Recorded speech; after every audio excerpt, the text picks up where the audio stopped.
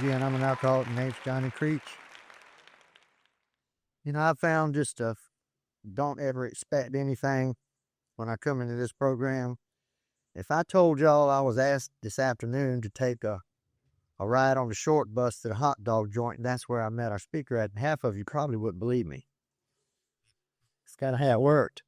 But, I also want to thank two people, and you know who you are, directly responsible for getting a copy of Steve's talk. And it really touched me this afternoon when I sat in this room and realized we're exactly on the identical same path. But I have not had the privilege of Charlotte's airport's fine housing they gave him last night on his way here. But that in itself will tell you he's willing to go to any length for this program. And just with the little bit of time I've met him, I've learned that Alcoholics Anonymous is important in his life. And what better thing can I say? Will y'all please give me a warm gratitude welcome for Steve from Nashville, Tennessee.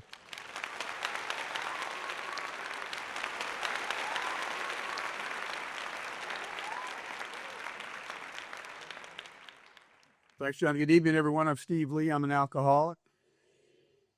I always say that I'm thrilled to be here, but I am more thrilled than usual to be here, given the the route that I took.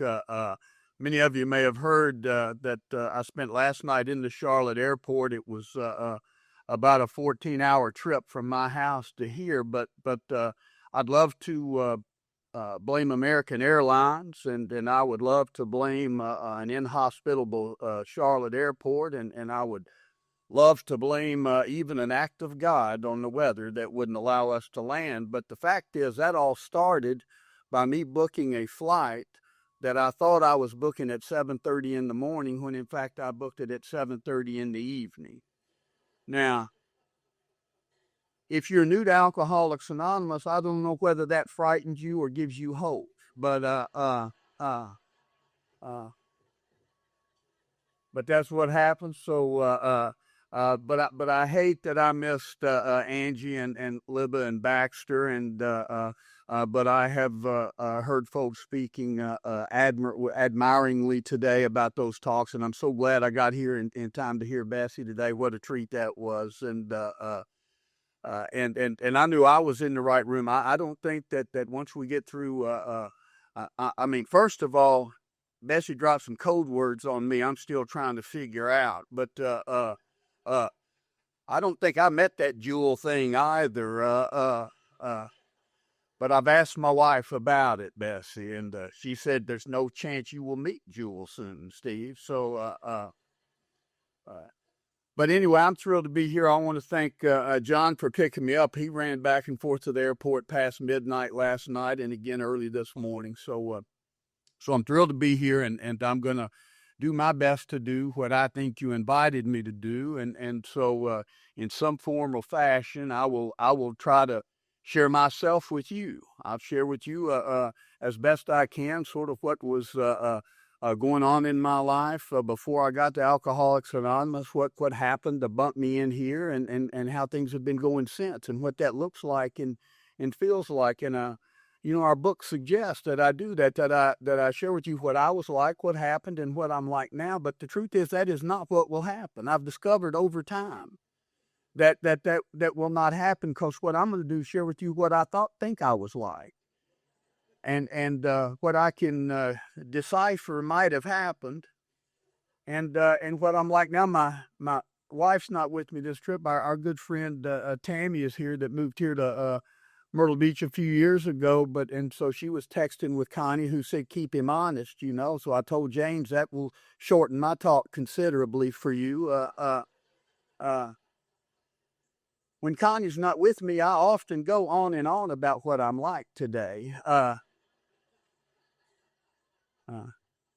talked at a conference. She was with me a few years ago, and we got back to the room that evening, and she said, Steve, the last 15 minutes of your talk? And I went, yeah, baby. And she said, I would love to meet that guy.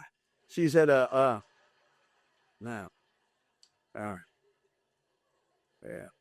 I wish you would bring him home sometime. And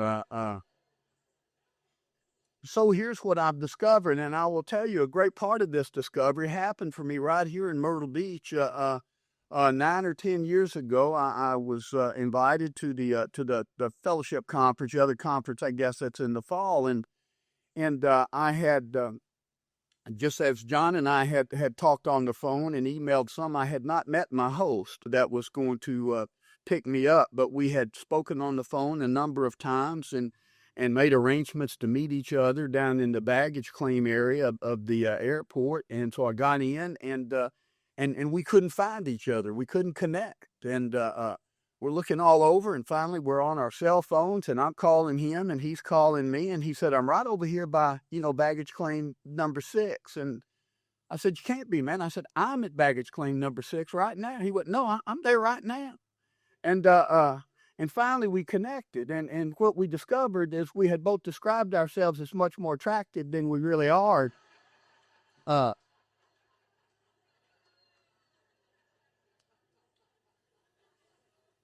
And so quite literally, what I have discovered is that how I see me is not always how other people see me.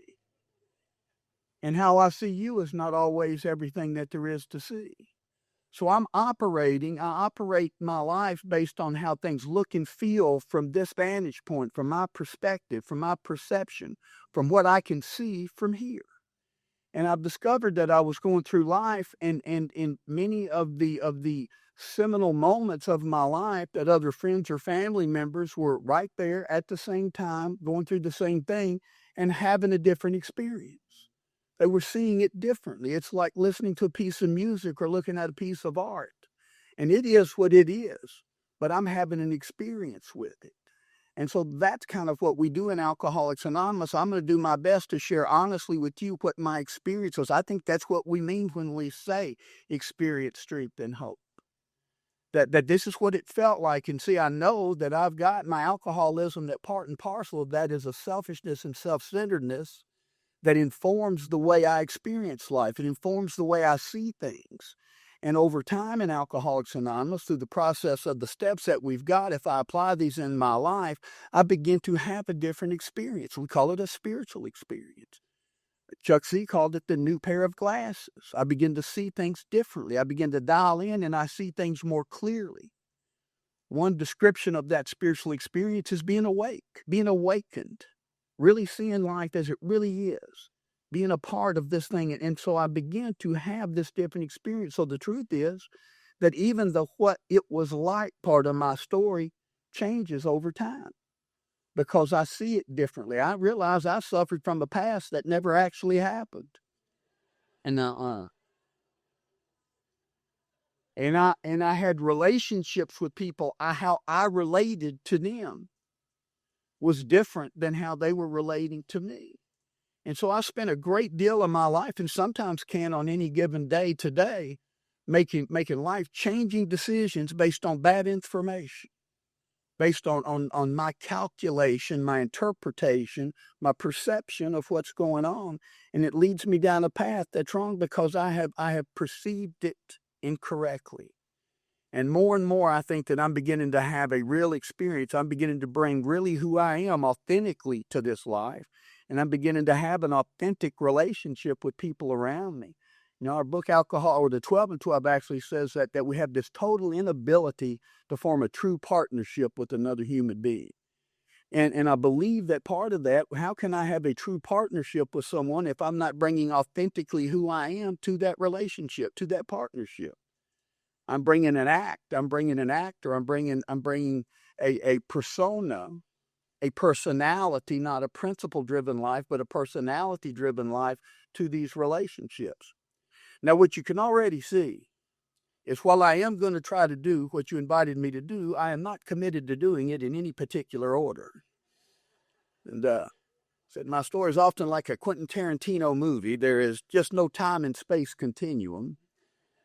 And I will tell a host of seemingly unrelated stories and hope they come together by the end of the hour. And we'll fast forward some because what I've begun to be willing to do is I don't know what I'm going to talk about tonight. I mean, I know who I'm going to talk about, but I don't know what point of emphasis might show up on a given night. The facts don't change, but what shows up kind of changes. And we tend to build, those of us, build these stories from the podium kind of around some sort of big events. But the truth is, more and more, it's about me. I'm willing to take a right turn and go somewhere, and I don't know what's going to fall in the cracks of the 3 or 4 stories I typically tell. So there'll be a couple of drinking stories, and there'll be a couple of sober stories that seem to always find their way in. But in between there, this thing goes a lot of different directions. I said, sometimes it's divinely inspired. More often, it's just self-indulgent. But I don't know that when I start, I'll figure that out tonight when I'm doing a 10th step. And I go, oh man, did I get carried away with me down there tonight? But anyway, I guess I better drink a little at the front end of this deal, and do what we do in Alcoholics Anonymous, which is the linchpin of Alcoholics Anonymous, is the identification one alcoholic with another, is that relationship with alcohol, which seems to be a critical component of Alcoholics Anonymous. It is not the singular. It is often not even the most important part of my recovery, but there is some relationship with alcohol that tends to get a guy like me to Alcoholics Anonymous. And so I'll share a little bit about that. I've got a sobriety date. It's June the 30th of 1989. And I've got a home group. It's the backroom group of Alcoholics Anonymous. We meet every Saturday and Sunday morning at both 9 and 10:30 in the morning. And I'm here, so believe me, word has spread, and the meeting will be crowded tomorrow because some sharing time has opened up at the back room roof. And but I miss my home group pretty regularly, and that's something that I kind of question myself as this speaking thing has gained momentum over time. I'm gone more often and miss that meeting, and I know the meeting serves me well, but I sometimes question, am I serving the group well? It's the group. What are we doing between meetings? Am I being an active contributing member of that home group? And I'm scratching my head about it, but I love the group so much it's been hard for me to make a decision to call someplace else my home group. I told you June 30th, 89 is my sobriety date, so I'm going to tell you now about June the 29th of 1989, and it is the most embarrassing thing I will share from this podium tonight, and because I'm not a tough guy. That if it's not apparent already, it will be more and more apparent the longer I talk. I'm just the poster boy for middle-class alcoholism, and I've been here just since this morning. I have looked around this room, and there are some bad alcoholics in here. And I mean, some of you got here just in time, and a few of you not quite. And so for me to share with you that my last drink was an amaretto on the rocks. I shared I'm properly humiliated and embarrassed by that. That is just no way for an alcoholic to go down.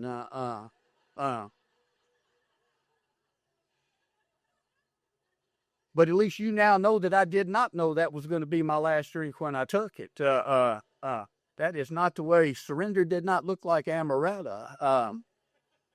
There've been some little meeting said, hey, Steve, we've been talking. You can have one more drink. What will it be? Amaretto would not have made my top 10. And particularly had I thought that in the following 26 years, I would be regularly telling that story to rooms full of people. I would have had a more exciting night, and I would have crashed and burned and then risen like a phoenix from the ashes. And you guys would be crying and speaking in tongues. And but no, I just had a little amaretto, smoked a joint, and went to bed. And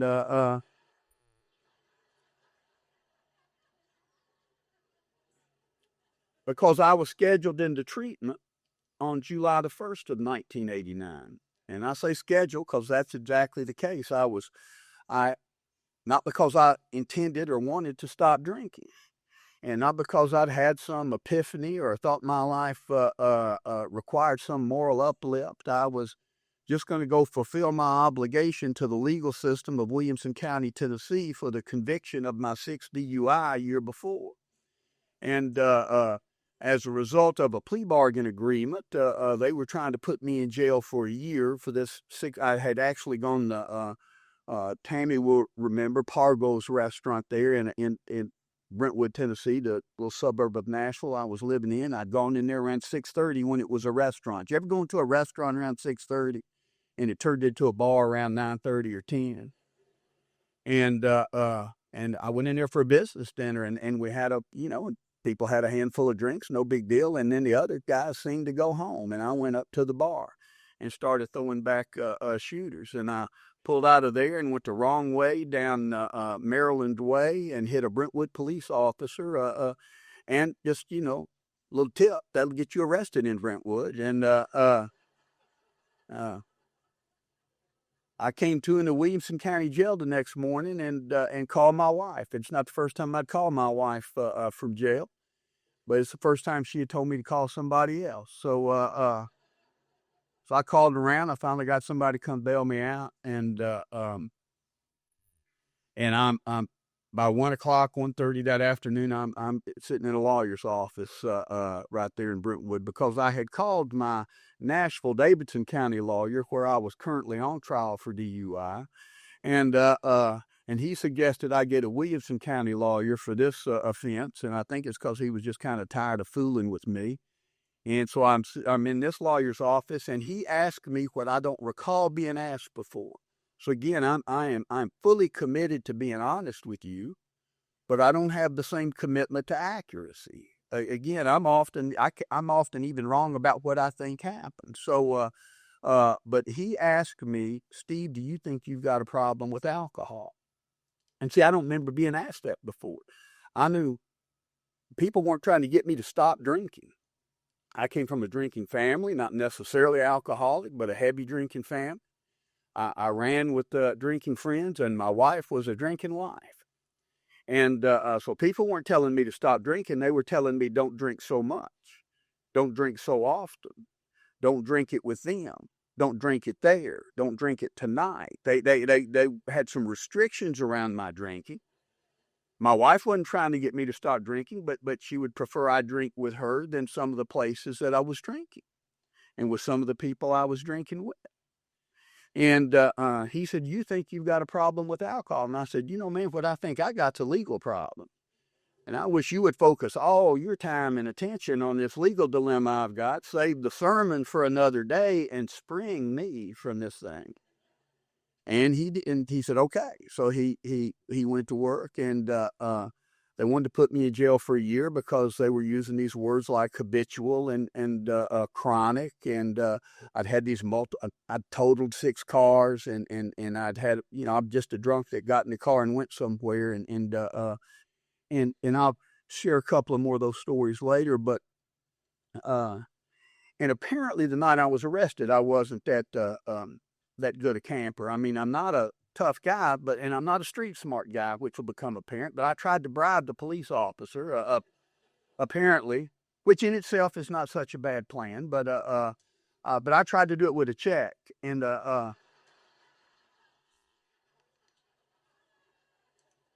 so just to be clear, my more savvy friends have shared with me, for that to have any chance of success, it needs to be a cash transaction. And secondarily, that check creates a paper trail that can be used in court. So they weren't. Finally, my lawyer comes out. He had been back there working with the DA, and he came out and he had a plea bargain agreement. He said, Steve, good news. You just have to do 60 days in jail. And as you can imagine, I am still on pins and needles waiting for the good news. And I said, quite honestly, I said, you know what, man, I don't think I'm a 60-day in jail guy. And I listened to me. That's exactly what I said, and I meant it. And I meant it in a way that somehow that doesn't happen to people like me. I mean, I get how it happens, and I didn't know how prejudiced I was in that way. How somehow I thought I was exempt from some of these, indelicate situations that people found themselves in. I'm the guy that you just slap on the wrist and I say I won't do it again, and I'll straighten up, and I don't know where I got that, but that was something internal that I felt apparently. And he did go and talk to him again. He came back out. He said, "All right." He said, "Here's the deal, Stephen. It's not going to get any better." He said, You can either do that 60 days, or you can do 10 weekends in jail and go to residential drug and alcohol rehabilitation." And I really didn't quite know what that meant, but it did sound much better than jail, but it sounded a little better than jail. And by the way, just doing the math on that seemed to be 10 weekends and 28 days versus 60 days. So by virtue of 12 days, I chose that option. And I had a year of probation to do the 10 weekends and go to treatment. And I had been doing these weekends, and I was right. I'm not a real good prospect for jail, you know. I was scared to death, you know. I just tried to toughen up, you know, and that must have looked silly on me, but and I got a jail sponsor right away. By the way, if you guys been here, you just so if you're new to AA, it's just you probably, some of you may have been to jail, and it's the same thing. I just found a guy been there for a while. He knew the ropes. He said, "Don't hang out with those guys over there; they'll get you in trouble." He told me what I could trade my dessert for. Uh, you know, he knew how to flourish in that environment. And that's what I was looking for when I got to A, or what you guys encouraged me to look for. Help somebody who knows the way around that can help you flourish in this environment. But anyway, I had this year to do this, and July the 1st of 1989, I was going to treatment. So on June the 29th, my wife and I went out with 3 other couples. Wasn't a particular raucous evening. And before I was going to go away, we came back in, and then again, I had that amaretto, smoked that joint, and went to bed. We got up on June the 30th, and we were going to spend the day with our daughter Abby, who's in 5 years old. And so we took Abby to Chuck E. Cheese, and I also share. I know I told you that I'm not a tough guy, but do not spend your first day sober at Chuck E. Cheese, okay? Because it was a hellish day at Chuck E. Cheese, and because it's loud in there, and they're short and coming at you from every angle. And just as I'm gathering my emotional balance, I saw a 6-foot mouse in the back, and I said to Connie, "Baby, do you see the mouse?" And July the 1st, my friend Ricky dropped by to pick me up to drive me off to this treatment facility. And it was called the Harbors of Brentwood. It was less than a quarter mile from where I'd had the accident the night I was arrested. Ricky's driving me over there. Connie walks out with us, my wife, and I got the kind of support from her that a lot of my AA brothers and sisters didn't get from their spouses and loved ones. Her last words to me were, "No matter what, baby, don't stop drinking." You know, she would just go do your time, because Connie and we met over a pile of cocaine, and it was hers, and I loved her, and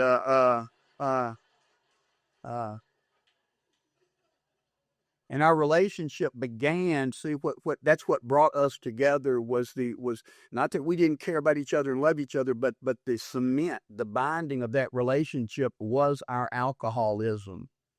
And so she wasn't, again, asking me to stop. She wanted me to behave differently, but not stop. So I wasn't getting that pressure. My buddy Ricky now will tell you before I forget that Connie's sobriety date is 10 days after mine. And she's an active, good member of Alcoholics Anonymous. And I used to kid about that 10 days being pretty important to me, that I would laud it over her. But she just blew by me on the spiritual fast lane years ago. One of the great things that Tammy and I were talking about, that Connie gave Tammy a ride to the airport to where she went off to treatment 10 years ago, and she's just about to celebrate her 10th anniversary next month. And but that was not a pleasant ride, I don't think, Tammy. She wasn't as grateful for that then as she is now. But at any rate, Ricky drives me off, and I go into that treatment facility, and I'm not going to be alcoholic or drug addict or any number of other things that they might somebody might be looking to label me. I know that I have alcohol-related problems. I mean, I can connect the dots to me getting drunk and getting in trouble as a result of being drunk. Now, I had no clue what I would come to learn, that I've got alcoholism even when I'm not drinking. That made no sense to me at all. But at that point, I could see I drink, I get in trouble, stuff happens.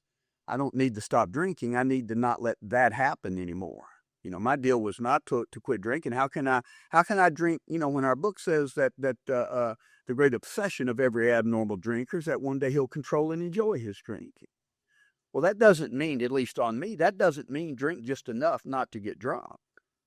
I mean, I want to feel differently after I've been drinking than before I drink. I drink for effect, as our book says. But I want to drink just enough to get everything alcohol does for me without suffering the pains of what it began to do to me.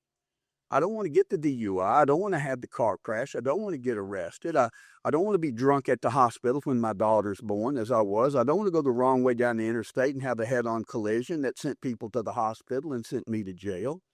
I don't want to. I don't want to break the vows of my marriage. I don't want to disappoint the people I love the most over and over and over again. But I want to drink. I just don't want that to happen. But I get there and we're driving over there, and as soon as I walked in, they gave me a test. They call it an assessment, but it felt like a test to me, and it was harder than my ACTs. I mean, it was these assessments have changed a little over the years. Today, they're a little more clinical than they were then, and they're a little more about meeting insurance criteria. Then the test was a little bit more in the vein of, you might be a redneck if, and among other things, it had 30 questions that all began with the phrase, "Have you ever?" Which you already see that's too stringent, because they said, "Have you ever?" Steve, means even once, and even with a really good reason. Have you ever drank in the morning? Have you ever drank alone? Have you ever had a blackout? Have you ever had a DUI? Have you ever had trouble at work because of drinking? Have you ever had trouble at home because of drinking? And on, 30 have you ever questions, which, as you know, just have check yes or check no. So what are clearly essay questions. These are questions that beg for an explanation. And part of the reason is, and we're laughing here, and see, I want us to have a good time because our book says cheerfulness and laughter make for usefulness. But I know that and if you're new, I do want to emphasize the fact that we're laughing now. None of this was funny while it was happening. None of this was funny. And I could not make myself check the boxes because I'm going to check this box and people are going to draw conclusions about me based on that. You're going to ask me this, did you ever even once drink in the morning? And I'm going to check it without me explaining to you the circumstances which required a drink in the morning.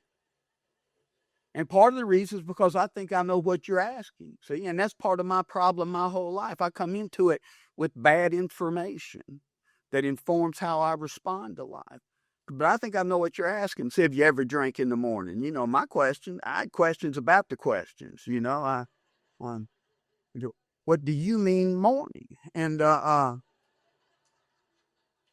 think it's a viable question because, see, I think they're asking, are you that guy that's got to, wake up at 4:30 in the morning and grab the half pint off your nightstand and take a pull off of it just to be able to get to the bathroom and brush your teeth and get your day started and quit shaking and till you fight that down? And I've done that a few times, but not so often I'm checking it on this test. But my question was, what if I'm out at 2 a.m. somewhere at a very nice establishment at last call? Is that morning drinking? I mean,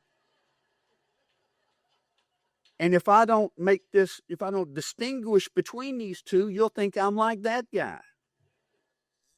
You might ruin me with a guy like that.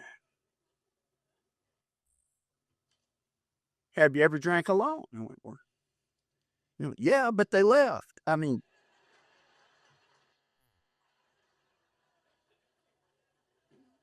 just go, whoa, we started together, but where did everybody go? And again, see, I think I know what they're asking. I think they're asking if I'm that guy that's got to come in and then lock the door and pull the shades and turn the lights down. And at the time, it would have been unplug the phone, but now I just put it on silent or turn it off and kind of hide in isolation from the world. And while I'd certainly done that a few times, not so often I'm going to check it on this test. And there's another kind of alone drinking I had to do, and perhaps some of you are familiar with. I'm a guy that had to drink to go drinking. So you got to show up ready to play. You can't go cold into that environment. And our book, in fact, describes alcohol as a social lubricant in one place, and that's certainly one of the roles that it played for me. And it is almost that descriptive. I mean, I can almost oil up, lubricate, and move easily amongst you. And without that, I feel like the ball in the pinball machine that's awkward and self-conscious and uncomfortable and bumping into everything. Now, what I would tell you is I don't think the people around me, I don't think that's how I looked to other people. I think I looked outgoing and confident and personable and gregarious. And it is hard work to act that way. It is hard work to try to pretend to feel okay when you don't. It's an exhausting way to live. It's an exhausting way to live for me to stand in front of a door and get ready to go in by steeling myself up and then going in and doing my thing and at some point later leaving it when that door closes behind me, or I get in the car being able to relax, being able to quit acting, being able to quit worrying about what I think you think. See, that's been the driving force in my life. I was at a meeting one night. I was 3 or 4 years sober in Richmond, Virginia, and I spoke longer than I've spoken here already, and it wasn't a speaker meeting. And I called my sponsor, Joe, there in Richmond. When I got home, he had been in the meeting, and I said, Joe, did I sound self-righteous in that meeting? And he said, Steve, you're still asking all the wrong questions, man. Because the question isn't, did you sound self-righteous? The question is, were you self-righteous? He said, but the truth is, you don't care whether you were self-righteous or not. You're afraid they caught you. You're afraid they're driving home going, boy, that Steve's a self-righteous son of a gun. And he says, so really what you're afraid of, he says, Steve, here's the news. You're not who you think you are. And you're not who they think you are. And you're sure as hell not who you think they think you are. And what I would tell you, that's as true here tonight as it was then. I'll leave here and you guys will have some impression of me. And it doesn't mean that it's necessarily inaccurate. It's just not nearly the whole package. And I will leave here with some impression of you guys collectively and some of you individuals. And it may or may not be accurate, but even if the facts are accurate, it comes nowhere near close to identifying all of who you are and all of who I am. Yet I spend most of my life trying to respond to what I think you will think about how I do something.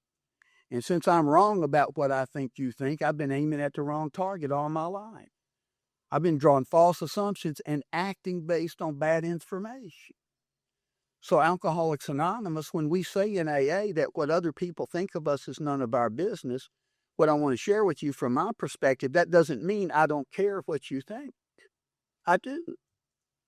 I want to be liked and respected and appreciated and any number of other adjectives or descriptions you want to put in there. But what AA is saying is that I'm not supposed to base my actions on trying to get that result. I'm supposed to act on a set of principles that Alcoholics Anonymous offers me, and the conclusions you draw about me are out of my control. I'm not supposed to act on how I feel. I'm supposed to act based on principle, not on my personality. And that's a hard thing to do because I keep trying to curry favor. but really I'm supposed to do that next right thing. We throw out so many of the kind of AA platitudes that become such because they had such depth, but we say them so often they become so secondhand to us that a guy like me begins to treat them lightly. Doing the next right thing, man, that's a daunting task. And I'm supposed to do the next right thing whether you're looking or not. I'm supposed to do the next right thing whether it looks like it's going to serve me well or not, because serving me is not the purpose. Because my real purpose is to fit myself to be of maximum service to God and my fellows. But I still spend so much of my time trying to be self-satisfied. And self is insatiable. I can't satisfy self with self. But it's so subtle, a guy like me doesn't even recognize it happening sometimes. So anyway, I take that test. Now here's what I'm so grateful that the men and women of Alcoholics Anonymous helped me see right away, that how I answered the questions on that test is not what makes me alcoholic. The deal there was if you answered like 2 of them, you were problem drinker, 3 alcoholic, 4 chronic alcoholic, and which is apparently a promotion from regular alcoholic. And but I get to AA, and what happened is I'm in Alcoholics Anonymous, as I'm looking at the literature of Alcoholics Anonymous, and you guys are sharing about your alcoholism with me, is you gave voice to my alcoholism. You gave me language to describe feelings that I'd not been able to articulate. You helped me see things that a moment before I didn't know were true, and then I would hear it or read it and go, that's it. That's it. And one of those things was that very short description of alcoholism on page 44 in our book that just says, if when you honestly want to, you find you can't stop entirely, or if when drinking you have little control over the amount you take, you're probably alcoholic. Now, when I got where I could lay my life experience over those two, over that litmus test, can I stop entirely? By the way, you guys told me that meant to stop and never start again. That's entirely. That's not stop to the weekend. Stop till 5, It's stopped entirely. Or if when drinking, have little control of the amount you take. And I look back and that was a puzzlement because sometimes it looked like I had control over the amount I took.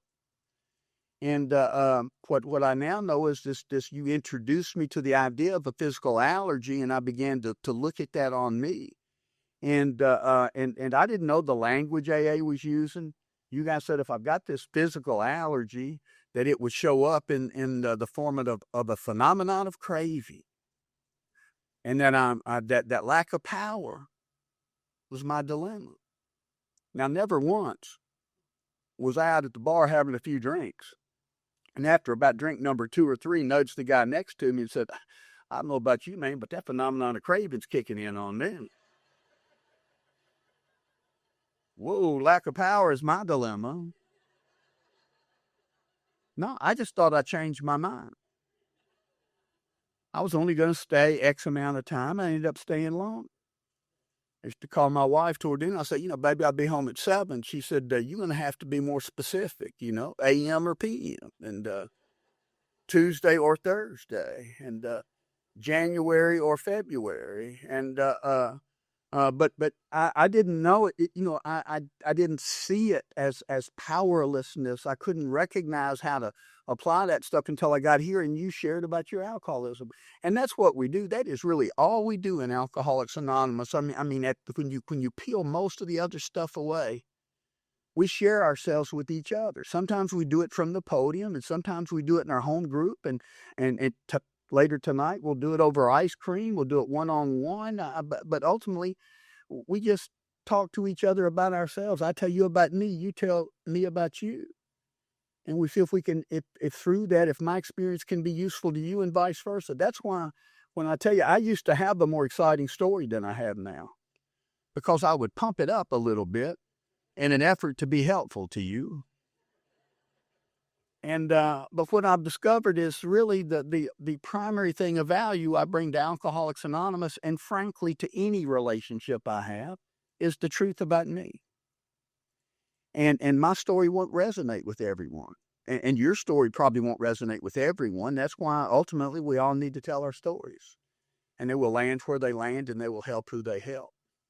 But I finally got where I determined that I needed to stop drinking. I'm in treatment. I got all these alcohol-related problems. I need to stop drinking. And I decided, AA is how I was going to do it. I didn't really quite know what AA was yet. I'm still in this treatment facility, but we're going out to meetings, and people are bringing meetings into us. But I think that there's going to be an awful lot of not drinking going on, I thought not drinking was an actual activity in Alcoholics Anonymous, that we will get together and actively not drink. And look at him over there not drinking, and he's got good technique. And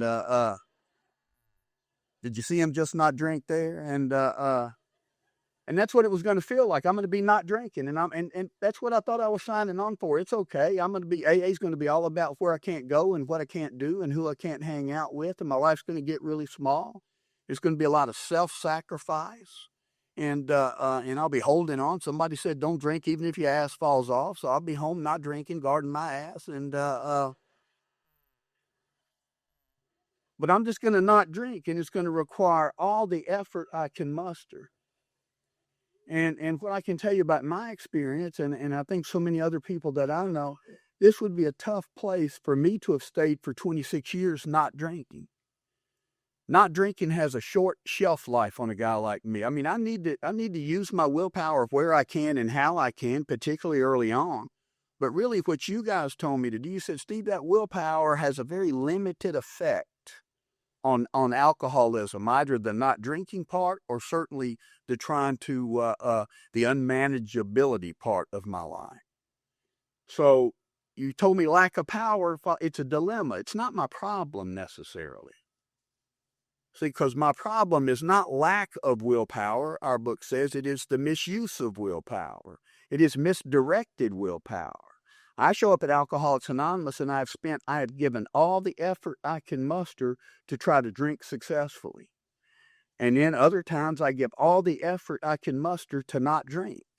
And I'm coming at my problem with everything I've got. I'm attacking the problem with as much good intention and firm resolve and as I can muster. And you guys say, hey man, it's admirable, but it's not very effective.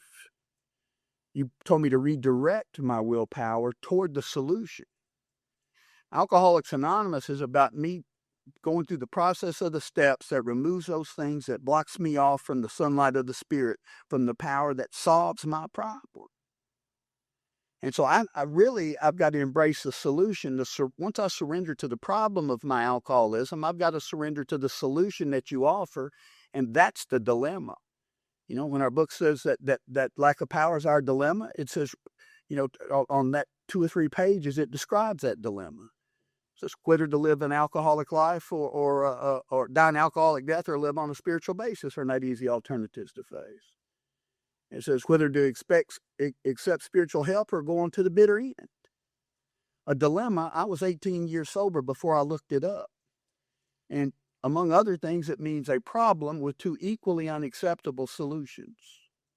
So my problem at AA, when I finally said out loud and meant with as much as I could muster that I got the problem, the next thing that our book says on page 44, it says, if I'm alcoholic, if so, you may be suffering from an illness which only a spiritual experience can conquer. Oh, damn. I was hoping for something else. Now I got a dilemma because I don't want a spiritual experience. I don't think I'm capable of having a spiritual experience. I don't know what I believe. All this spiritual experience talk makes me uncomfortable. God talk makes me uncomfortable. Prayer talk makes me uncomfortable. Just all this stuff made me uncomfortable for reasons I can't even explain. So I got a problem I can't solve, and you offer me a solution that I don't want or that I'm afraid of or feel is not accessible to me. So what am I going to do? Well, that's where I kind of thought I got stuck. We'd get together after the meetings, as we will here tonight. And at the end of the meeting, they'd hold hands and say the Lord's Prayer. And I wouldn't hold hands and I wouldn't say the prayer. I'd back away from the group. And a guy asked me one night, he said, Steve, what's that all about, man? And I said, with all the earnestness that I could muster, that Well, I don't want to be a hypocrite. I don't know what I believe, and I'm not just going to hold hands and sing "Kumbaya" with the rest of the campers because that's what y'all are doing. And he had heard my treatment fifth step, my confessional of all the tacky, tawdry things that I could get on the table at that time. But there were marital indiscretions. There was being drunk when my daughter was born. There were these car wrecks. There were stealing time and money from family business. And he said, but the hypocrisy, he said, that's where you draw the line, huh?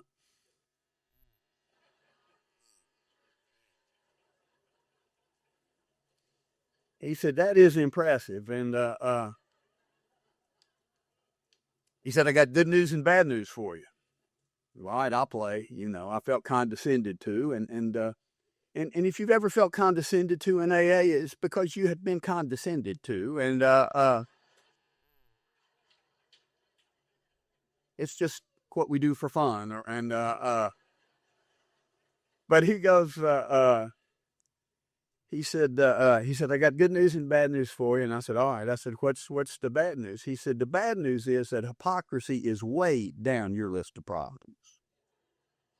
And you might ought to address them in the order in which they will kill your ass. And I said, what's the good news? And he said, the good news is there's room for another hypocrite in Alcoholics Anonymous. And I'll tell you, I'm as glad to hear that tonight as I was then, okay? Which just allowed me to go on and take an action before I believed in the action. It allowed me to do what was there in the book, but I couldn't find it by myself to set aside any prejudice I may have in that spiritual terms, decide what they mean to me. I don't have to say I'm believing this stuff to start taking an action, to be open-minded enough to offer myself up to the process. And so I just began to do that. But before I close, I will share a little bit more about what our book says my other role is here tonight. And it says that each of us in our personal stories, in his own language and from his own point of view, talks about how he established a relationship with God. Because at the end of the day, and I probably got a non-traditional view of this higher power and my relationship, but I'm entitled to it in AA. That's the really good news. As are you, by the way. I spent a lot of time telling people what I didn't believe about God when I got to AA. People would because you guys would start talking about it and make me uncomfortable, and I tell you what I didn't believe about what you said. And the same guy grabbed you and said, Steve, really good news. We don't care what you don't believe. And what he meant was, what he went on, thank goodness, he says, because you're free not to believe anything you don't want to believe in Alcoholics Anonymous. It's okay. Decide what you do believe and act like a guy would act if he believed it. And that was my problem. I didn't have any beliefs. I didn't have any anchorage to a set of permanent values. I didn't know where to go. I was rudderless. I was anchorless. And you guys seemed to be anchored to something, and it made me really uncomfortable. Anyway, I get out. I start going to meetings right away because I'm loving AA. I'm loving the men and women in Alcoholics Anonymous. I got to be honest. You're an exciting bunch, an interesting crowd. It is, really the Jerry Springer show every day, and without the paternity test, and actually sometimes with the paternity test, and a solution, but we bring some pretty interesting things and put them on the table. And so I'm attracted to AA. I don't quite yet know what I'm doing, the step work, etc. Is I'm just barely inching up on that. I got a sponsor, a guy named Frank D, and Frank was a big book guy and a pretty strong personality and kind of a hardcore guy, real loving guy to me. But he was moving me along, and he put me in the book Alcoholics Anonymous, and I'm grateful for that. He didn't do it in a big book thumping way, but in a respectful way, in a way that as the forward to the fourth edition suggests, that the book is where the integrity of the message is contained and protected.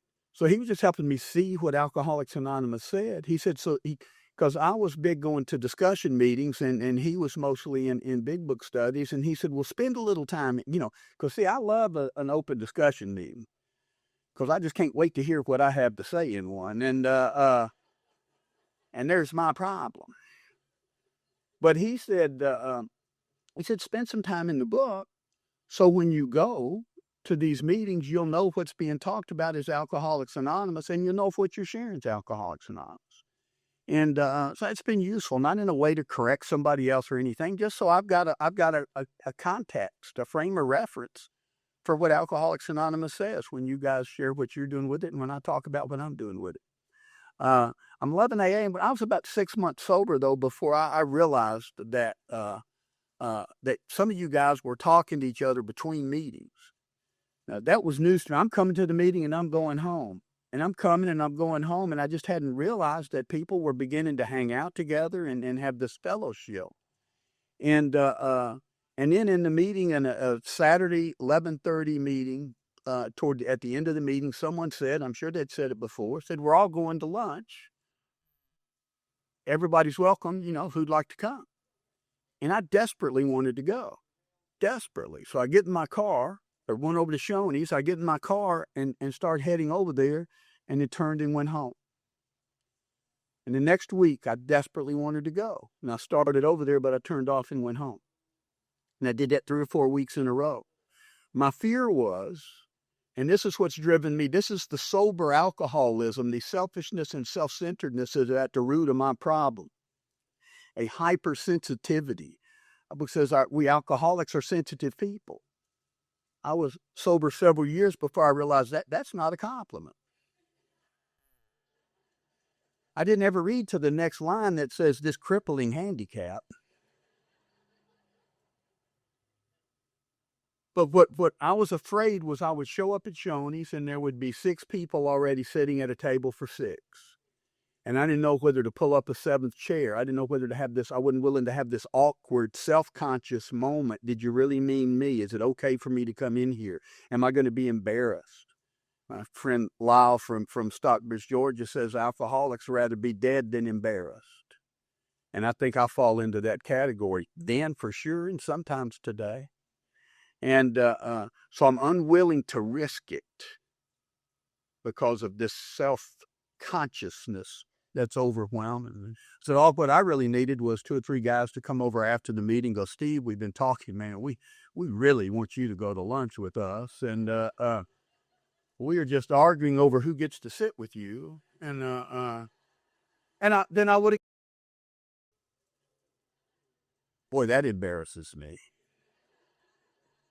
Then I would have gone, see, and I would have been the life of the party. But I need you to pave the way. I need you to make all of that easy for me. I need to know in advance the way things are going to be. And sober, that was new and uncomfortable for me. Drinking, I wouldn't have required that.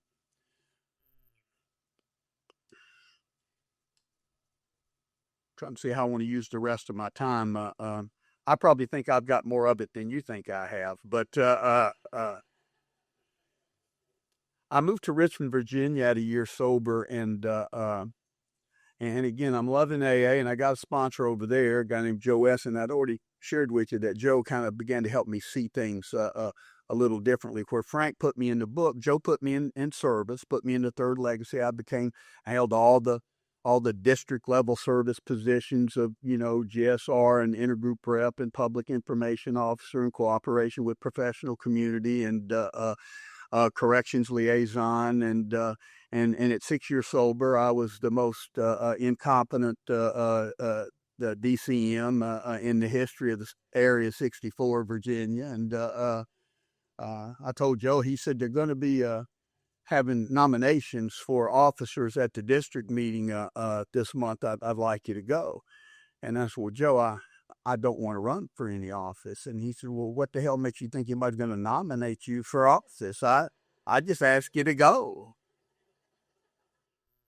But, the fix was in. And so I get nominated. And then I said, Joe, I don't want to be DCM. I said, that's a 2-year commitment. And I'm not a 2-year guy. I'm kind of a hit and run service guy. I'm a if enough people are looking and I'll look good enough doing it, let's go in. But this 2-year thing sounds like it might require work that other people don't even realize I'm doing.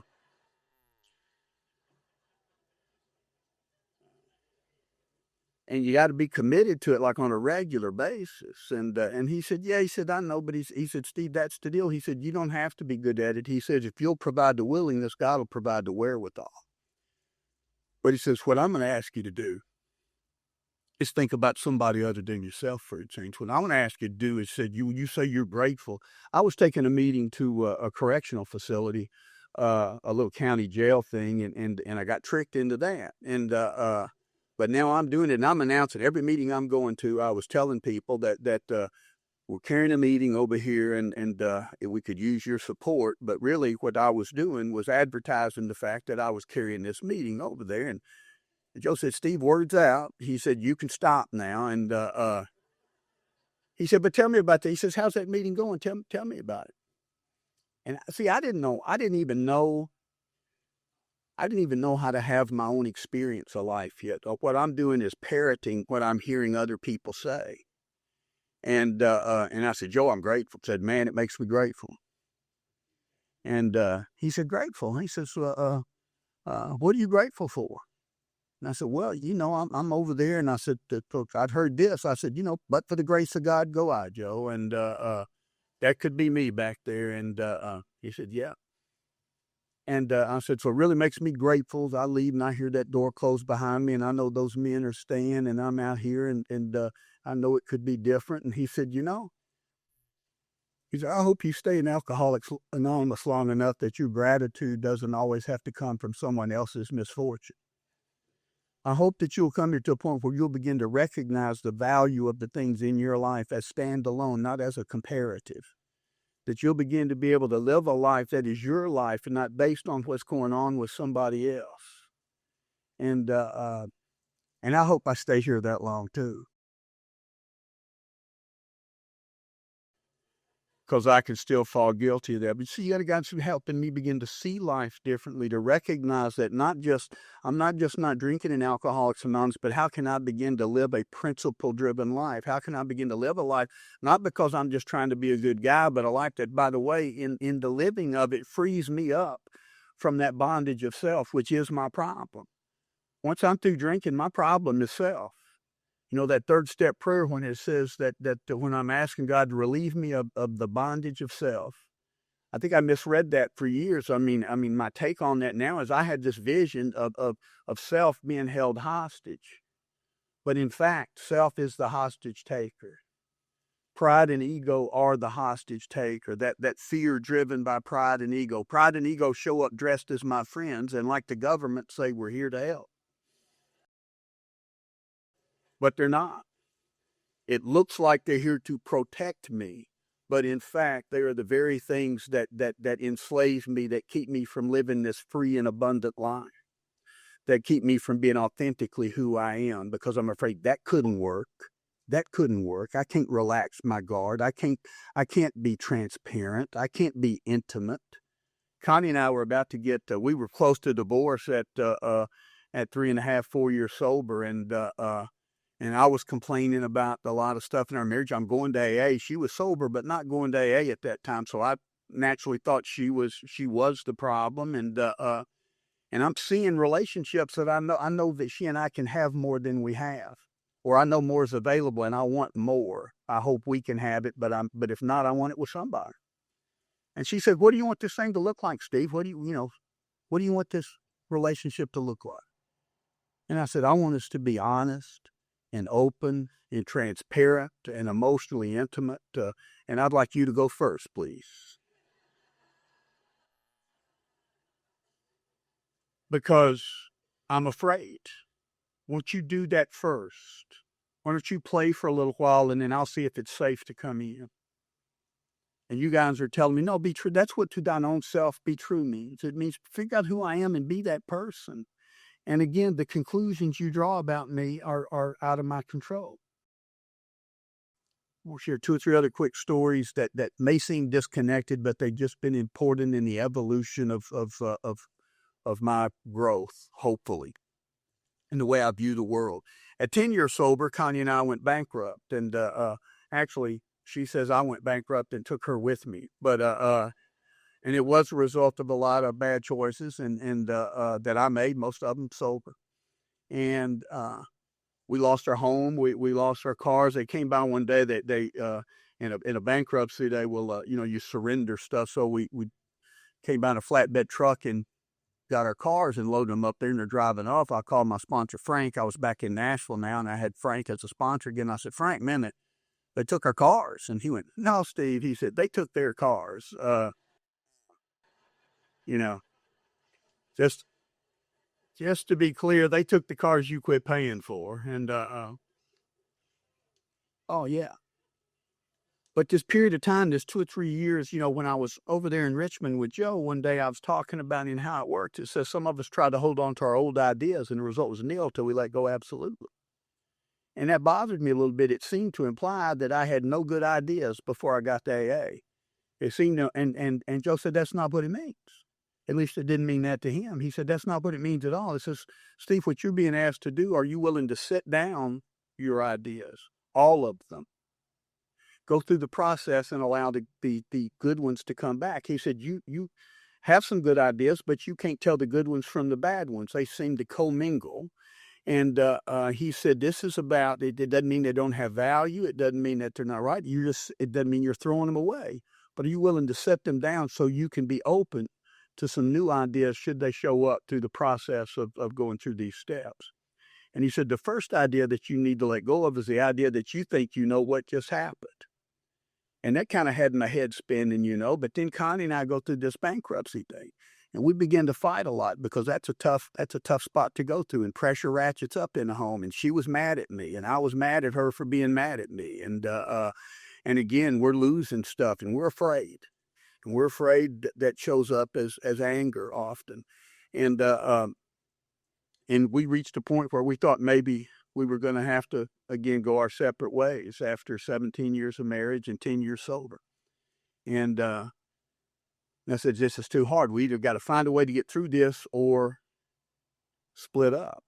And what happened was as a result of being driven down to that spot of desperation and that ego being put down in its place, I surrendered in a way that I hadn't before. I surrendered to that marriage in a way that I hadn't before.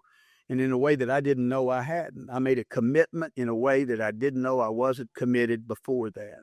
And it absolutely changed the nature of that relationship for me. So I look back and I realized that, was I going bankrupt? It looked like I was going bankrupt. Or were we undergoing relationship counseling, Was I going broke, or was this thing really, because what happened is it redefined this relationship. And I wouldn't trade anything for that having happened. But I will tell you that I don't have the wisdom or the courage to volunteer for the things that have helped my life the most. If you come to me and say, Steve, here's the plan. You're going to go bankrupt. You're going to lose your home. You're going to lose your cars. You're going to fight a lot. It's going to be 2 or 3 years of this. But when it's over, man, you guys are going to be tight. I go, thanks, but we will work that out some other way. I'm not that attached to her anyway. And, but see this, but so I'm so grateful. So what Joe said, the reason you got to give up the idea you think you know what just happened is because you only know what it feels like. And you want to label it good or bad, right or wrong, should or shouldn't. But the truth is, you just know how it feels. And so my job is to navigate through it, again, based on principle, not on personality, not deviate when I get afraid, not deviate when I get lazy, not deviate when I get prideful, but to live a principle-based life rather than a feelings-based life. At 15 years sober, well, I'm going to tell it. At 15 years sober, my brother and I bought this little building that we were moving our offices into, and so we were buying furniture and electronics for that, and we had a little meeting. We said, this would be a good time to buy some furniture for our homes and bill it through the business and get the tax advantages that come with that. And I was only like 15 years sober. I wasn't even conflicted. And I'm talking to Joe about this. I really, I wasn't even looking for feedback. I was just talking to him, and he said, Steve, I don't think I would do that, and that's really what he meant, that he wouldn't do it. He said, I don't think I would do that, and I said, well, Joe, I know it sounds a little bit like tax fraud, and and this is where sponsorship's important. He went, no, Steve, it actually is tax fraud. Yeah, that's fraudulent. You're calling it one thing and doing another. But he said, hey, look, he said, but do what you're going to do. He says, I'm not going to love you any less. We're not going to kick you out of the club. He said, that's up to you. You got to find your own moral compass around those things. He says, but in AA, we don't quit making mistakes, but we stand in front of the mistakes we make. And he says, what I don't want you to do, I said, I want you to make your decisions based on the truth, not some fuzzy version of it that you give yourself so you can rationalize what you're doing. He says, just look at it only for what it is and do what you're going to do. And I usually forget. People ask me later. I did not do it, that time. And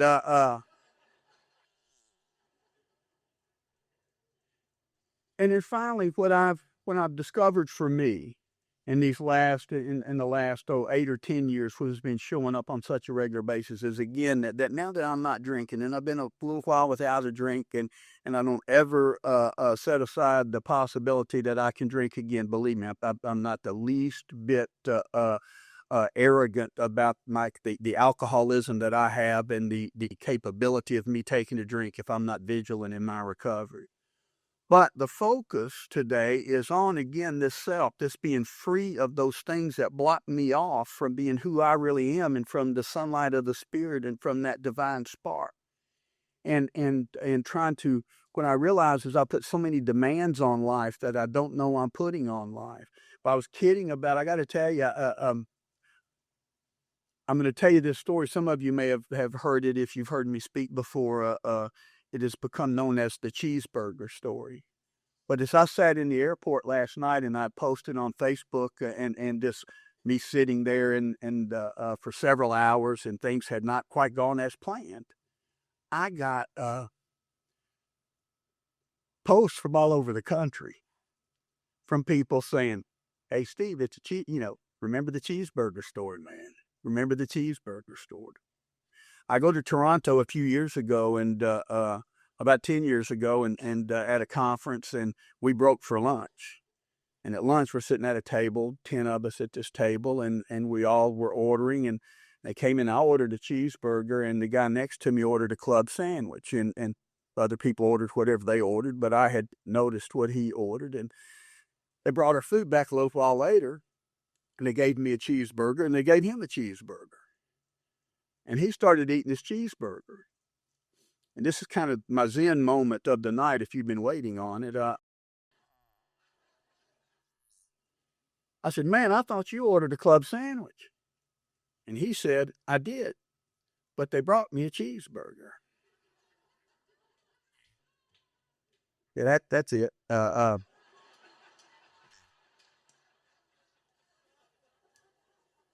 said, brother, you don't have to live like that. I said, we can get you a club sandwich. And I started calling people over. I'm trying to get the waiter's attention or the assistant manager. And he said, no, Steve, I'm good, man. And I said, no, we're getting you a club sandwich. He said, Steve, I'm good. And understand, he wasn't just saying, I'll eat the damned old cheeseburger because that's what they brought me. He was fine with the cheeseburger. Now, it would have been perfectly okay for him to have said, I ordered a club sandwich. Would you guys mind getting me one? And they would have absolutely done that. And that wouldn't have been a big deal and everything would have been fine. But wasn't his life easier because he was okay with the cheeseburger?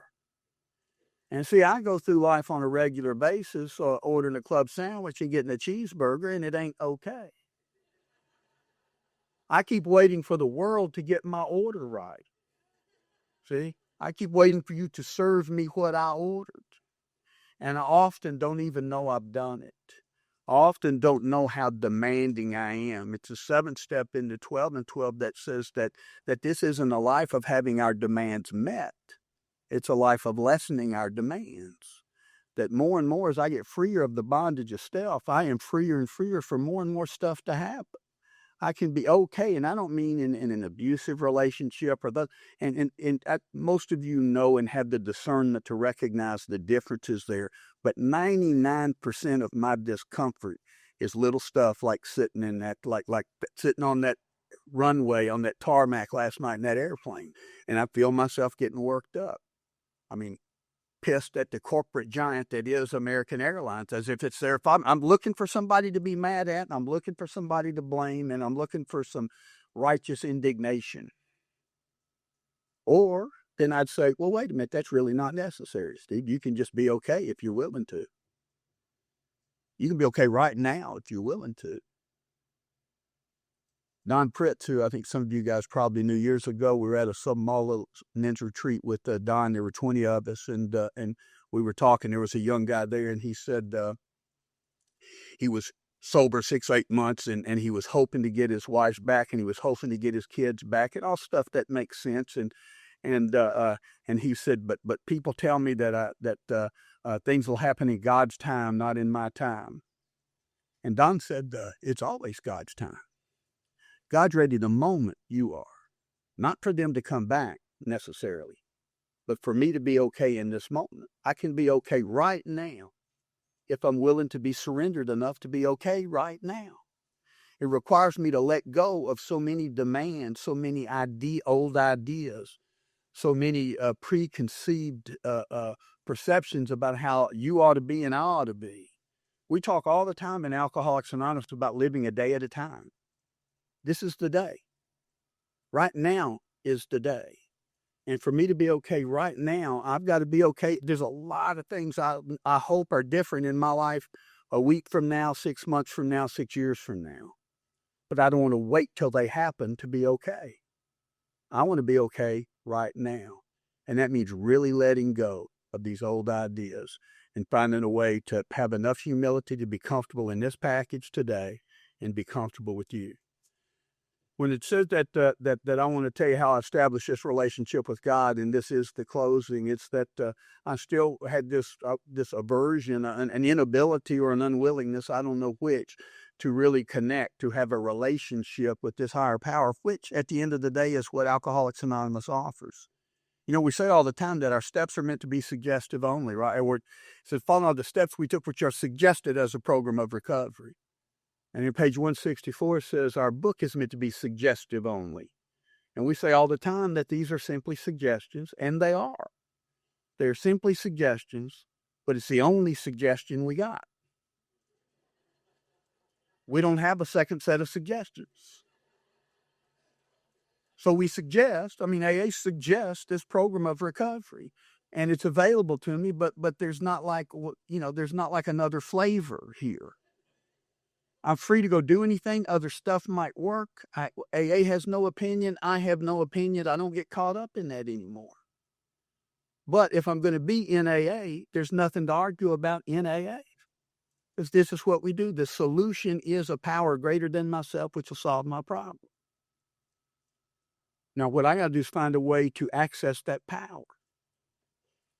And so I'm 8 years sober and having a crisis of faith. I can't figure out where I stand with all this. I love AA, but I'm not feeling like you sound like you feel around this stuff. Finally, I found a conception that I could grab hold of in our literature, which is where I find most stuff. I'm just kind of a book guy in AA.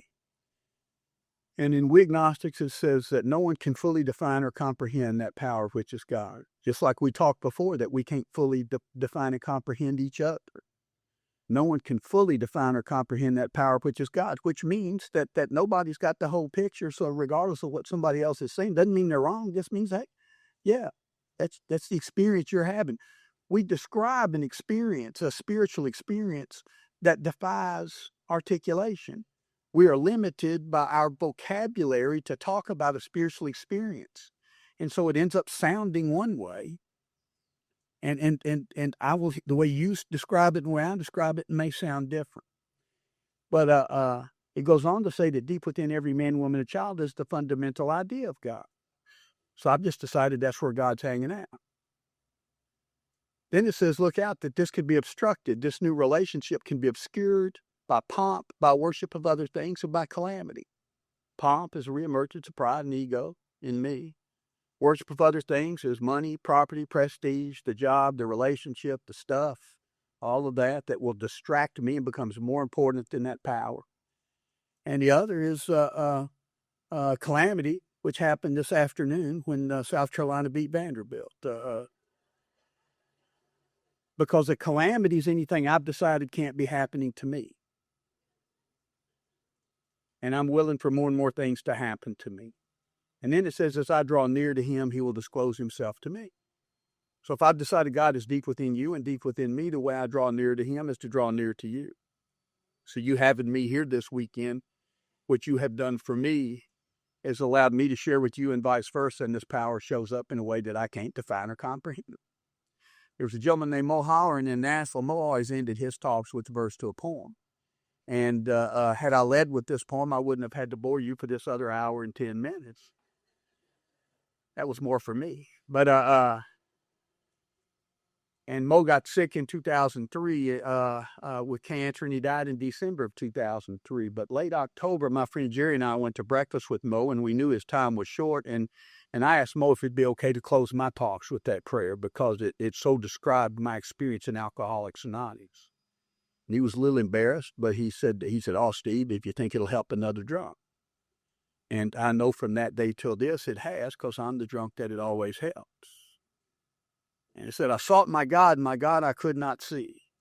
I sought my soul eluded me. I sought my fellow man and found all three. And for me, that's what Alcoholics Anonymous looks like. I reach out to you, you reach out to me, the power shows up, and this God works in a way that I don't have to define or comprehend, but it allows me to live a life that is most often happily and usefully whole. Thanks so much for having me here this week.